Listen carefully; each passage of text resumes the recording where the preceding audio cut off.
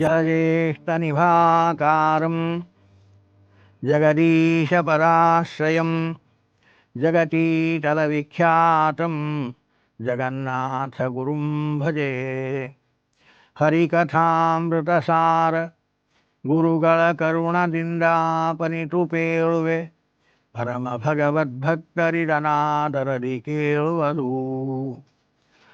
ಮನವಚನ ಕಾಯಗಳ ದೆಸೆಯಿಂದನು ದಿನದಿ ಬಿಡದಾಚರಿಸುತ್ತಿಪ್ಪ ಅನುಚಿತೋಚಿತ ಕರ್ಮಗಳ ಸದ್ಭಕ್ತಿಪೂರ್ವಕದಿ ಅನಿಲ ದೇವನೊಳಿಪ್ಪ ನಾರಾಯಣನಿಗೆ ಇದು ಅನ್ನವೆಂದು ಕೃಷ್ಣಾರ್ಪಣವೆನುತ ಕೊಡೆ ಸ್ವೀಕರಿಸಿ ಸಂತೈಪ ಕರುಣಾಳು. ಭಗವಂತನಿಗೆ ಮನಸ್ಸಿನ ಅನ್ನ ಎಂಥದ್ದನ್ನು ನಾವು ಕೊಡಬೇಕು. ಉಪನಿಷತ್ತಿನಲ್ಲಿ ಗೀತೆಯಲ್ಲಿ ಎಂತಹ ಮನಸ್ಸಿನ ಅನ್ನವನ್ನು ಭಗವಂತನಿಗೆ ಕೊಡಬೇಕು ಅನ್ನುವ ಚಿಂತನೆಯನ್ನು ಕೊಟ್ಟದ್ದನ್ನು ವಿಸ್ತಾರವಾಗಿ ನಾವು ನಿನ್ನೆಯ ದಿನ ಚಿಂತನೆ ಮಾಡಿದ್ದೆ. ಅದೇ ರೀತಿ ವಾಚನಿಕ ತಪಸ್ಸಿನಲ್ಲಿ ಮಾತು ಎಂಥದ್ದಿರಬೇಕು. ಭಗವಂತನಿಗೆ ಕೊಡುವ ಮಾತು ಅದು ಅನ್ನ, ಮಾತಿನ ಅನ್ನ ಎಂಥದ್ದಾಗಿರಬೇಕು ಅಂದರೆ ಅನುದ್ವೇಗಕರ, ಇನ್ನೊಬ್ಬರಿಗೆ ಉದ್ವಿಗ್ನತೆಯನ್ನು ಕೊಡದ ಮಾತಾಗಿರಬೇಕು, ಸತ್ಯ ಮಾತಾಗಿರಬೇಕು. ಸತ್ಯ ಮಾತು ಅಂದರೆ ಏನು? ಸತ್ಯ ಮಾತು ಅಂದರೆ ಅಲ್ಲಿ ಸ್ವಲ್ಪ ವಿಚಾರ ಉಂಟು. ಸತ್ಯ ಅಂದರೆ ಏನು? ಆಚಾರ್ಯರು ವ್ಯಾಖ್ಯಾನ ಮಾಡ್ತಾರೆ, ಯತ್ ಸತಾಂ ಹಿತಮತ್ಯಂತಂ ತತ್ಸತ್ಯಂ ಇತಿ ಕೀರ್ತ್ಯತೆ ಅಂತಾರೆ ಆಚಾರ್ಯರು. ಯಾವ ಮಾತು ಸಜ್ಜನರಿಗೆ ಹಿತವೋ ಆ ಮಾತು ಸತ್ಯ. ಸಜ್ಜನರಿಗೆ ಹಿತವಾದ ಮಾತು ಯಾವುದು ಅದು ಸತ್ಯ. ಅದು ಅಸತ್ಯವಾಗಿದ್ದರೂ ಸತ್ಯವಾಗ್ತದೆ. ಇದು ಬಹಳ ಕಷ್ಟ. ಸಜ್ಜನರಿಗೆ ಹಿತವಾಗಬೇಕು. ಅದಕ್ಕೆ ಆಚಾರ್ಯರು ಒಂದು ಕಥೆಯನ್ನು ಹೇಳ್ತಾರೆ. ಒಂದು ಹಳ್ಳಿಯಲ್ಲಿ ದರೋಡೆಕೋರರು ಬಂದರು, ಕಳ್ಳರು ಬಂದು ಎಲ್ಲರನ್ನ ದರೋಡೆ ದೋಸ್ತಾ ಇದ್ದಾರೆ. ಹಾಗೆ ಒಬ್ಬ ಬ್ರಾಹ್ಮಣ ಆ ಹಳ್ಳಿಯಲ್ಲಿ ಏನೋ ಕಷ್ಟಪಟ್ಟು 4 ದುಡ್ಡು ಸಂಪಾದನೆ ಮಾಡಿ ಇಟ್ಟುಕೊಂಡಿದ್ದ, ಸದಾಚಾರ ಸಂಪನ್ನ, ಸದ್ವಿಚಾರಿ, ಯಾರಿಗೂ ಕೆಟ್ಟದನ್ನು ಮಾಡದೇ ಇರುವಂತಹ ಒಳ್ಳೆಯ ಬ್ರಾಹ್ಮಣ. ಏನೋ 4 ದುಡ್ಡು ಪ್ರಾಮಾಣಿಕವಾಗಿ ಸಂಪಾದನೆ ಮಾಡಿ ಇಟ್ಟುಕೊಂಡಿದ್ದ. ದರೋಡೆಕೋರರು ಊರು ದೋಚುವುದನ್ನು ಕಂಡು ಅವನು, ನನ್ನ ದುಡ್ಡು ದೋಚಿಬಿಡ್ತಾರೆ, ಪ್ರಾಮಾಣಿಕವಾಗಿ ಕಷ್ಟಪಟ್ಟು ಸಂಪಾದನೆ ಮಾಡಿದ ದುಡ್ಡು ಯಾರದೂ ಪಾಲಾಗಬಾರ್ದು, ಇದನ್ನು ಹೇಗಾದರೂ ಉಳಿಸಿಕೊಳ್ಬೇಕು ಅಂತ ಆ ಬ್ರಾಹ್ಮಣ ತಾನು ಸಂಪಾದನೆ ಮಾಡಿದ ಧನವನ್ನು ಗಂಟು ಕಟ್ಟಿ ಆ ಕಳ್ಳರು ಬರುವಾಗ ಹಿತ್ತಲ ಬಾಗಿಲಿನಿಂದ ಓಡಿದ. ಆ ಗಂಟು ತಗೊಂಡು ಓಡಿದ, ಬಹುದೂರ ಓಡಿದ. ಇದನ್ನು ಆ ಕಳ್ಳರ ಗುಂಪಿನಲ್ಲಿ ಕೆಲವರು ನೋಡಿದರು. ನೋಡಿ ಆ ಬ್ರಾಹ್ಮಣ ಓಡ್ತಾ ಇದ್ದಾನೆ ಗಂಟು ಹಿಡ್ಕೊಂಡು, ಬಿಡಬಾರ್ದು, ಅವನನ್ನು ದೋಚಬೇಕು ಅಂತ ಬೆನ್ನು ಹತ್ತಿದರು. ಬೆನ್ನು ಹತ್ತಿ ಹೋಗುವಾಗ ಆ ಬ್ರಾಹ್ಮಣ ಓಡುತ್ತಾ ಒಬ್ಬ ಋಷಿಯ ಆಶ್ರಮ ಕಾಣಿಸಿತು. ಆ ಋಷಿಯ ಆಶ್ರಮದಲ್ಲಿ ಹೋಗಿ ಋಷಿಗಳಿಗೆ ನಡೆದ ಘಟನೆಯನ್ನು ಹೇಳಿ, ನನ್ನ ಧನವನ್ನು ದೋಚಬೇಕು ಅಂತ ಕಳ್ಳರು ಬೆನ್ನು ಹತ್ತಿ ಬರ್ತಾ ಇದ್ದಾರೆ, ಕಾರಣ ನಾನು ನಿಮ್ಮ ಆಶ್ರಮದಲ್ಲಿ ಅಡಗಿ ಕೂಡ್ತೇನೆ, ದಯವಿಟ್ಟು ನನಗೆ ರಕ್ಷಣೆಯನ್ನು ಕೊಡ್ರಿ ಅಂತ ಪ್ರಾರ್ಥಿಸಿ ಅವರ ಆಶ್ರಮದಲ್ಲಿ ಅಡಗಿ ಕೂತ. ಬೆನ್ನು ಹತ್ತಿ ಬಂದ ಈ ಕಳ್ಳರು ಆ ಋಷಿಯ ಆಶ್ರಮಕ್ಕೆ ಬಂದರು. ಅಲ್ಲಿ ಹೋದದ್ದನ್ನು ನೋಡಿದರು ಅವರು. ಆ ಋಷಿಯನ್ನು ಕೇಳಿದರು, ಇಲ್ಲಿ ಒಬ್ಬ ಬ್ರಾಹ್ಮಣ ಓಡಿ ಬಂದ, ಇದೇ ದಾರಿಯಲ್ಲಿ ಹೋದದ್ದನ್ನು ನೋಡಿದ್ವಿ, ಅವನು ನಿಮ್ಮ ಆಶ್ರಮದಲ್ಲಿ ಏನಾದರೂ ಅಡಗಿ ಕೂತಿದ್ದಾನಾ ಅಥವಾ ಈ ದಾರಿಯಲ್ಲಿ ಮುಂದೆ ಹೋದದ್ದನ್ನು ನೋಡಿದಿರಾ ಅಂತ ಕೇಳುವಾಗ ಆ ಋಷಿ ಏನು ಹೇಳಬೇಕು? ಸತ್ಯವನ್ನೇ ಹೇಳಬೇಕಲ್ವಾ. ಮಾತು ವಾಂಗ್ಮಯ ತಪಸ್ಸು ಅಂದರೆ ಸತ್ಯ ಮಾತನಾಡಬೇಕು ಅಂತ ಕೃಷ್ಣ ಹೇಳಿದ್ದ. ಹಾಗಾಗಿ ಸುಳ್ಳು ಹೇಳಬಾರ್ದು. ಸತ್ಯಂ ವದ ಧರ್ಮಂಚರ ಅಲ್ವಾ, ಸುಳ್ಳು ಮಾತಾಡಬಾರ್ದು. ಸುಳ್ಳು ಮಾತಾಡಿದರೆ ನರಕ ಅಂತದೆ. ಆದ್ದರಿಂದ ನಾನು ಸತ್ಯವನ್ನೇ ಮಾತಾಡ್ತೇನೆ ಅಂತ ಆ ಋಷಿ, ಹೌದು ಆ ಬ್ರಾಹ್ಮಣ ಬಂದಿದ್ದಾನೆ, ನನ್ನ ಆಶ್ರಮದಲ್ಲಿ ಅಡಗಿ ಕೂತಿದ್ದಾನೆ, ಭಗವಾನ್ ನೋಡ್ರಿ ಅಂತ ತೋರಿಸಿಬಿಟ್ರೆ ಅವರು ಹೋಗ್ತಾರೆ. ಆ ಸದಾಚಾರ ಬ್ರಾಹ್ಮಣನನ್ನು ಬಡೀತಾರೆ, ಅವನ ಧನವನ್ನು ಅಪಹಾರ ಮಾಡಿಕೊಂಡು ಹೋಗ್ತಾರೆ ಅಲ್ವಾ. ಇದು ಸತ್ಯ ಅಲ್ಲ ಅಂತಾರೆ ಆಚಾರ್ಯರು. ಯಾವುದು ಸಜ್ಜನರಿಗೆ ಹಿತವೋ ಅದು ಸತ್ಯ. ಸತ್ಯ ಮಾತಾಡ್ತಾನೆ ಅಂತ ಸಜ್ಜನರಿಗೆ ಅಹಿತವಾಗುವ ಒಂದು ಸತ್ಯವಚನವನ್ನು ಹೇಳಿಬಿಟ್ರೆ ಆ ಬ್ರಾಹ್ಮಣರ ದ್ರೋಹ, ಆ ಪ್ರಾಮಾಣಿಕನ ದ್ರೋಹವನ್ನು ಕಟ್ಟಿಕೊಂಡು ಹಂಗಾಗಿ. ಕಾರಣ ಇದು ಸತ್ಯ ಅಲ್ಲ ಅಂತಾರೆ ಆಚಾರ್ಯರು. ಸಜ್ಜನರಿಗೆ ಹಿತ ಇಲ್ಲಪ್ಪ, ನಾನು ನೋಡಿಲ್ಲ, ನಾನು ತಪಸ್ಸು ಮಾಡ್ತಾ ಧ್ಯಾನದಲ್ಲಿ ಕೂತಿದ್ದಾನೆ, ಯಾರು ಬಂದೋ ಯಾರು ಓಡಿದರೋ ನಾನು ನೋಡಲಿಲ್ಲ, ನನಗೆ ಗೊತ್ತಿಲ್ಲ ಅಂತ ಅವನು ಸುಳ್ಳು ಹೇಳಿದರೆ ಅದೇ ಸತ್ಯವಾಗ್ತದೆ ಅಂತಾರೆ. ಇದು ಸತ್ಯವಚನದ ರಹಸ್ಯ. ಸತ್ಯವಚನ ಮಾತನಾಡಬೇಕು ಅನ್ನುವಲ್ಲಿ ಈ ರಹಸ್ಯ ತಿಳಿದು ಸತ್ಯ ಮಾತಾಡ್ರಿ ಅಂತಾರೆ ಆಚಾರ್ಯ. ಕಾರಣ ಸಜ್ಜನರಿಗೆ ಹಿತವಾದ ಸತ್ಯವಾಗಬೇಕು. ದ್ರೋಣಾಚಾರ್ಯರು ಯುದ್ಧ ಮಾಡುವಾಗ ಕೃಷ್ಣ ಯುಧಿಷ್ಠಿರನಿಗೆ ಹೇಳ್ತಾನೆ, ಅಶ್ವತ್ಥಾಮ ಸತ್ತ ಅಂತ ಹೇಳು, ಅಶ್ವತ್ಥಾಮ ಹತಃ ಅಂತ ಹೇಳಿಬಿಡು. ಅಶ್ವತ್ಥಾಮನ ಮರಣದ ವಾರ್ತೆ ಕೇಳಿದ ದ್ರೋಣಾಚಾರ್ಯ ಯುದ್ಧ ಮಾಡಲ್ಲ, ಅವರನ್ನು ಸಂಹಾರ ಮಾಡಬಹುದು. ಆದ್ದರಿಂದ ಅಶ್ವತ್ಥಾಮ ಹತಃ ಅಂತ ಹೇಳಿಬಿಡು ಅಂತ ಕೃಷ್ಣ ಧರ್ಮರಾಜನಿಗೆ ಹೇಳ್ತಾನೆ. ಧರ್ಮರಾಜನಿಗೆ ಸಂಶಯ, ಕೃಷ್ಣನ ಮಾತಿನಲ್ಲಿಯೂ ಅವನಿಗೆ ವಿಶ್ವಾಸ ಇಲ್ಲ. ಸತ್ತ ಅಂತ ಹೇಗೆ ಹೇಳಿ, ಅವನು ಸತ್ತಿಲ್ಲ, ನಾನು ಸತ್ತ ಅಂತ ಹೇಗೆ ಹೇಳಿ ಸಂಶಯಗೊಂಡಾಗ ಕೃಷ್ಣ ಭೀಮನಿಗೆ ಹೇಳಿದ, ಅಶ್ವತ್ಥಾಮ ಅನ್ನುವ ಒಂದು ಆನೆಯನ್ನು ಭೀಮ ಸಂಹಾರ ಮಾಡಿದ, ಈಗಲಾದರೂ ಹೇಳು ಅಶ್ವತ್ಥಾಮ ಹತಃ ಅಂತ ಹೇಳಿಬಿಡು. ಹಾಗೆ ಅಶ್ವತ್ಥಾಮ ಅನ್ನುವ ಆನೆ ಸತ್ತದ್ದನ್ನು ನೋಡಿ ಧರ್ಮರಾಯ ಹೇಳಿದ ಅಶ್ವತ್ಥಾಮ ಹತಃ. ಆದರೂ ಅವನಿಗೆ ಸಂಶಯ, ನಾ ಸುಳ್ಳು ಹೇಳಿದೆ ಅಂತ, ಕುಂಜರೋವ ನರೋವ ಅಂದ್ಬಿಟ್ಟ. ಹೀಗೆ ಅಶ್ವತ್ಥಾಮ ಸತ್ಯ ಅನ್ನುವ ವಾರ್ತೆ ಧರ್ಮರಾಯನ ಬಾಯಿಂದ ಬಂತು. ಅವನು ಸತ್ಯ ಮಾತನಾಡುವವ, ಪ್ರಾಮಾಣಿಕ ಅಂತ ಗೊತ್ತಿತ್ತು ದ್ರೋಣಾಚಾರ್ಯರಿಗೆ. ಅವನ ಬಾಯಿಂದ ಬಂದ ಮಾತು ಸತ್ಯ ಅಂತ ತಿಳಿದು ಅವರು ಬಿಲ್ಲು ಬಾಣಗಳನ್ನು ತ್ಯಾಗ ಮಾಡುತ್ತಾರೆ. ಅರ್ಜುನ ದ್ರೋಣಾಚಾರ್ಯರನ್ನು ನಿಗ್ರಹಿಸ್ತಾನೆ, ದೃಷ್ಟದ್ಯುಮ್ನ ಹೋಗಿ ಅವರ ಶಿರಚ್ಛೇದ ಮಾಡ್ತಾನೆ ಅಂತ ಮಹಾಭಾರತದಲ್ಲಿ ಕಥೆ. ಕೃಷ್ಣ ಯಾಕೆ ಸುಳ್ಳು ಹೇಳಿಸಿದ? ಧರ್ಮ ಸಂಸ್ಥಾಪನಾರ್ಥಾಯ ಸಂಭವಾಮಿ ಯುಗೆ ಯುಗೆ ಅಂತ ಹೇಳಿದ ಕೃಷ್ಣ ಧರ್ಮಸ್ಥಾಪನೆ ಮಾಡಬೇಕಾಗಿತ್ತೇ ಹೊರತು ಸುಳ್ಳು ಹೇಳುವಲ್ಲಿ ಯಾಕೆ ಪ್ರಚೋದನೆ ಮಾಡಿದ ಅಂತ ಒಂದು ಪ್ರಸಂಗ ಬಂದರೆ, ಇದೊಂದು ಪ್ರಶ್ನೆ ಎಲ್ಲರಿಗೂ ಕಾಡುವ ಪ್ರಶ್ನೆ. ಕೃಷ್ಣ ಸಮಯಕ್ಕೆ ಸಂದರ್ಭಕ್ಕೆ ಸರಿಯಾಗಿರತಕ್ಕಂತಹ ಧರ್ಮವನ್ನು ಹೇಳುವವನೇ ಹೊರತು ಸರಿಯಾದ ಧರ್ಮವನ್ನು ಹೇಳಿಲ್ಲ. ಸುಳ್ಳು ಹೇಳಿಸಿದ ಧರ್ಮರಾಯನ ಕಡೆಯಿಂದ ಮೋಸ ಮಾಡಿದ ಅಂತ ಅನೇಕ ಜನ ಆಕ್ಷೇಪ ಮಾಡುವುದುಂಟು. ಅದಲ್ಲ, ಕೃಷ್ಣ ಇದೇ ನಿಯಮವನ್ನು ಇಟ್ಟುಕೊಂಡೇ ಅಲ್ಲಿ ವ್ಯಾಪಾರ, ಯತ್ಸತಾಂ ಹಿತಮತ್ಯಂತಂ ತತ್ಸತ್ಯಂ ಇತಿ ಕೀರ್ತ್ಯತೆ ಎನ್ನುವ ನಿಯಮವನ್ನು ಇಟ್ಟುಕೊಂಡೇ ಅಲ್ಲಿ ಮಾತನಾಡಿದ. ಕೃಷ್ಣ ಮಾತನಾಡಿದ್ದೇ ಸತ್ಯ, ಅವನು ಹೇಳಿಸಿದ್ದೇ ಸತ್ಯ. ಯಾಕೆ ಅಂದರೆ ದ್ರೋಣಾಚಾರ್ಯರು ಅವರಿಗೆ ಯುದ್ಧದಲ್ಲಿ ಶ್ರೇಯಸ್ಸಿಲ್ಲ, ಅವರಿಗೆ ಮರಣದಲ್ಲೇ ಶ್ರೇಯಸ್ಸಿದೆ. ಅವರಿಗೆ ಮರಣ ಆಗುವುದೇ ಅವರಿಗೆ ಶ್ರೇಯಸ್ಸು. ಆದ್ದರಿಂದ ಅವರಿಗೆ ಯಾವುದರಿಂದ ಶ್ರೇಯಸ್ಸೋ ಆ ಕಾರ್ಯವನ್ನು ಕೃಷ್ಣ ಮಾಡಿಸಿದನೇ ಹೊರತು ಅದು ಸುಳ್ಳಲ್ಲ. ದ್ರೋಣಾಚಾರ್ಯರಿಗೆ ಹಿತವನ್ನು ಮಾಡಿದೆ ಕೃಷ್ಣ. ಅದೇ ಸಾಯಿಸಿದ್ದು ಹಿತವೇ? ಹೌದು ಅಂತಾರೆ ಶಾಸ್ತ್ರಕಾರರು. ಏನು ಹಿತ ಅಂದರೆ, ದ್ರೋಣಾಚಾರ್ಯರು ಬ್ರಾಹ್ಮಣರು, ಒಳ್ಳೆಯ ನೈಷ್ಠಿಕ ಧರ್ಮಗಳನ್ನು, ಭಾಗವತ ಧರ್ಮಗಳನ್ನು ಅನುಷ್ಠಾನ ಮಾಡಿದ ಮಹಾಬ್ರಾಹ್ಮಣ, ಸಾಮಾನ್ಯರಲ್ಲ ದ್ರೋಣಾಚಾರ್ಯರು ಅಂದರೆ. ಇಂತಹ ಒಬ್ಬ ಬ್ರಾಹ್ಮಣ ತಾನು ಇಲ್ಲಿ ಯುದ್ಧ ಮಾಡ್ತಾ ಇದ್ದ. ಆ ಯುದ್ಧದಲ್ಲಿ ಕೂಡ ದುರ್ಯೋಧನನ ಪ್ರೀತಿಗಾಗಿ ತಾನು ಕಟ್ಟಿದ ಕವಚವನ್ನು ಬಿಚ್ಚದೆ ಹಗಲು ರಾತ್ರಿ ಏಕಪ್ರಕಾರ ಯುದ್ಧ ಮಾಡ್ತಾ ದಿವಸಕ್ಕೆ 10,000 ಜನರನ್ನು ಸಂಹಾರ ಮಾಡ್ತೀನಿ ಅಂತ ದುರ್ಯೋಧನ ಪ್ರೇರಣೆಯ, ದುರ್ಯೋಧನ ಪ್ರೀತ್ಯರ್ಥಂ ಒಂದು ಪ್ರತಿಜ್ಞೆ ಮಾಡಿದ್ದಾರೆ ದ್ರೋಣಾಚಾರ್ಯರು. ನೋಡ್ರಿ, ಬ್ರಾಹ್ಮಣನಿಗೆ ಯುದ್ಧ ವಿಹಿತ ವೃತ್ತಿ ಅಲ್ಲ, ಕ್ಷತ್ರಿಯರಿಗೆ ವಿಹಿತ ವೃತ್ತಿ, ಬ್ರಾಹ್ಮಣನಿಗೆ ವಿಹಿತ ವೃತ್ತಿ ಅಲ್ಲ. ಏನೋ ಅನ್ನದ ಋಣಕ್ಕೆ ಹೋರಾಡ್ತಾ ಇದ್ದಾರೆ ಅಂದರೆ ಸ್ವವೃತ್ತಿಯನ್ನು ಬಿಟ್ಟು ತಾವು ಆ ವೃತ್ತಿಯನ್ನು ಮಾಡುತ್ತಾ ಇದ್ದಾರೆ.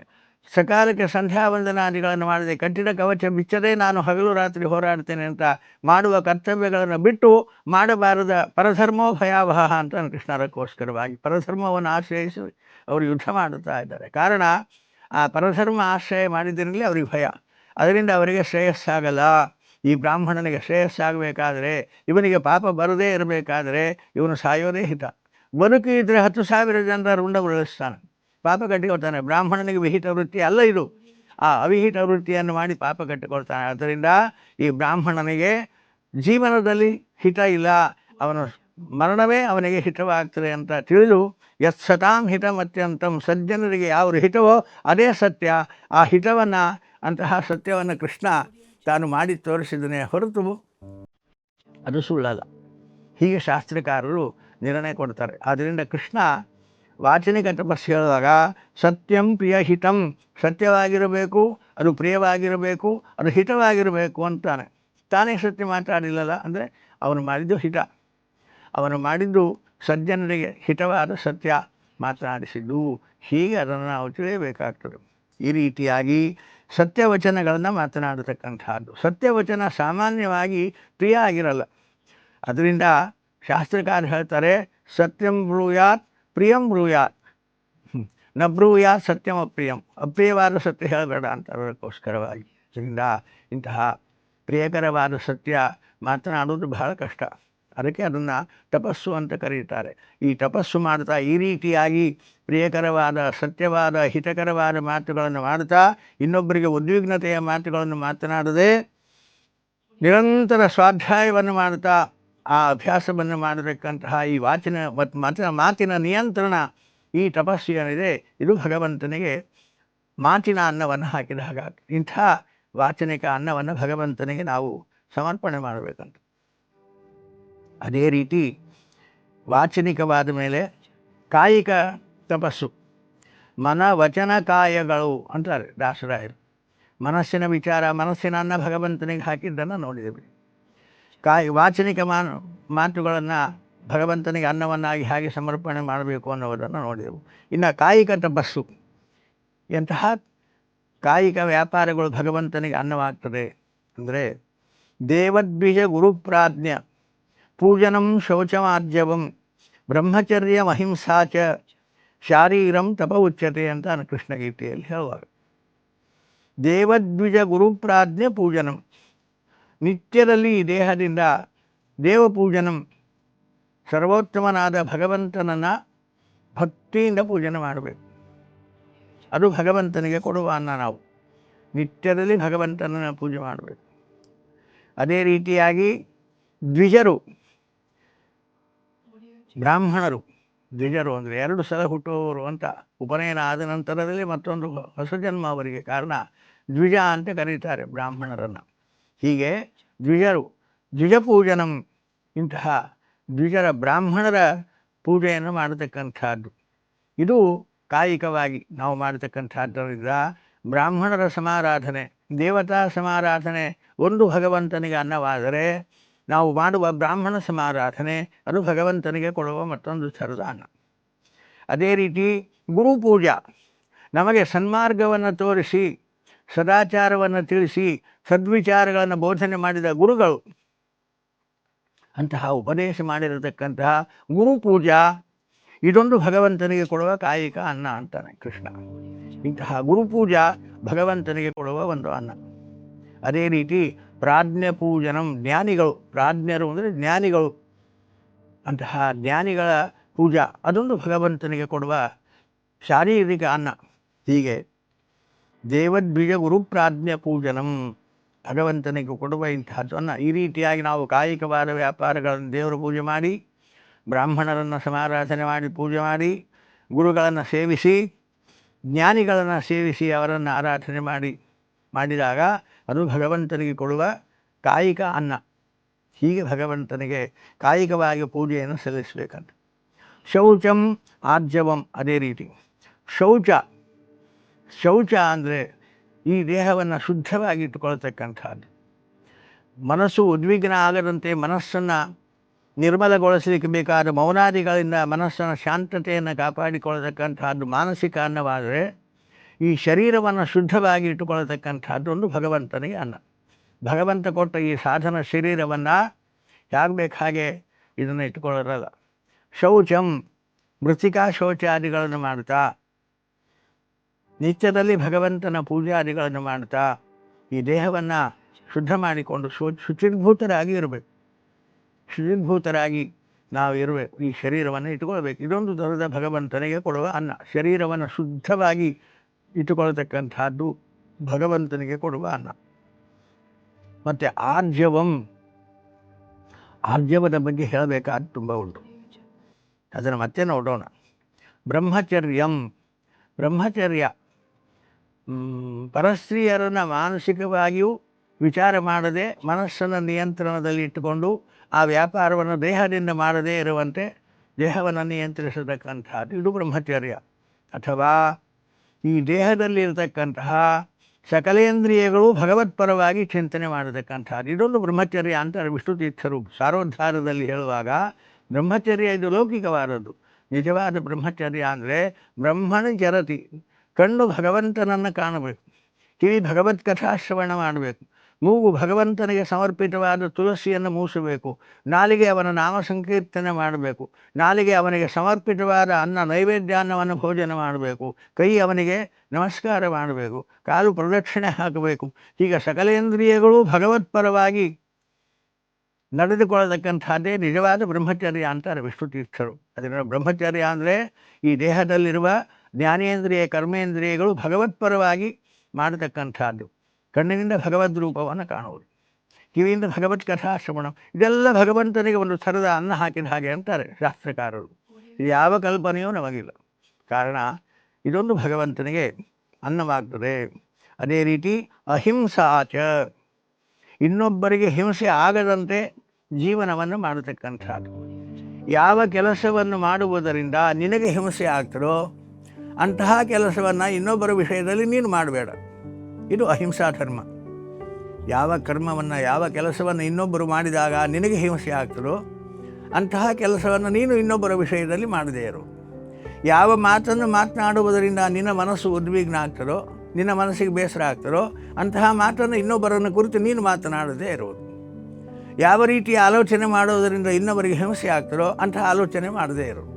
ಇದು ಅಹಿಂಸಾ ಧರ್ಮ ಅಂತ ಶಾಸ್ತ್ರದಲ್ಲಿ ಹೇಳಲ್ಪಡ್ತದೆ. ಇನ್ನೊಬ್ಬರಿಗೆ ಹಿಂಸೆ ಆಗದಂತೆ ಜೀವನವನ್ನು ಅಳವಡಿಸಿಕೊಳ್ಳತಕ್ಕಂಥದ್ದು. ಇದು ಶಾರೀರಂ ತಪ ಉಚ್ಯತೆ, ಶಾರೀರಿಕ ತಪಸ್ಸು ಅಂತ ಅನಿಸತಕ್ಕಂಥದ್ದಾಗ್ತದೆ. ಇದು ಹೀಗೆ ಶಾರೀರಿಕವಾಗಿ ನಾವು ವ್ಯಾಪಾರಗಳನ್ನು ಮಾಡಿದಾಗ ಭಗವಂತನಿಗೆ ನಮ್ಮ ಬ್ರಹ್ಮಚರ್ಯ ಪಾಲನೆ, ಇನ್ನೊಬ್ಬರಿಗೆ ಅಹಿಂಸೆ ಆಗದಂತೆ ನಮ್ಮ ಬದುಕು, ನಿತ್ಯದಲ್ಲಿ ದೇವತಾರ್ಚನೆ, ನಿತ್ಯದಲ್ಲಿ ಬ್ರಾಹ್ಮಣರ ಪೂಜಾ, ನಿತ್ಯದಲ್ಲಿ ಗುರು ಪೂಜಾ, ನಿತ್ಯದಲ್ಲಿ ಜ್ಞಾನಿಗಳ ಪೂಜಾ, ನಿತ್ಯದಲ್ಲಿ ದೇಹವನ್ನು ಶುದ್ಧವಾಗಿಟ್ಟುಕೊಂಡು ರುಜುವಾಗಿ ಇರತಕ್ಕಂಥದ್ದು.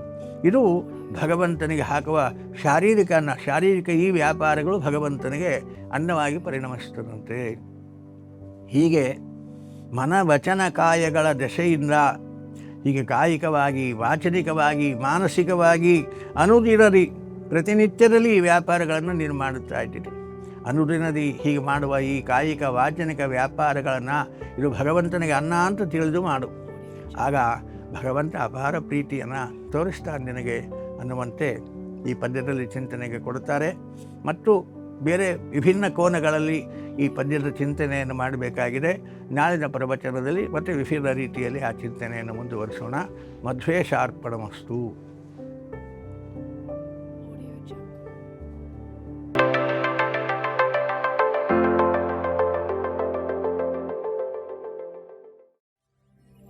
ವಿಶ್ವ ಪ್ಲಸ್, ಜನಹಿತಕ್ಕಿದು ಜ್ಞಾನದ ಜಾಲ.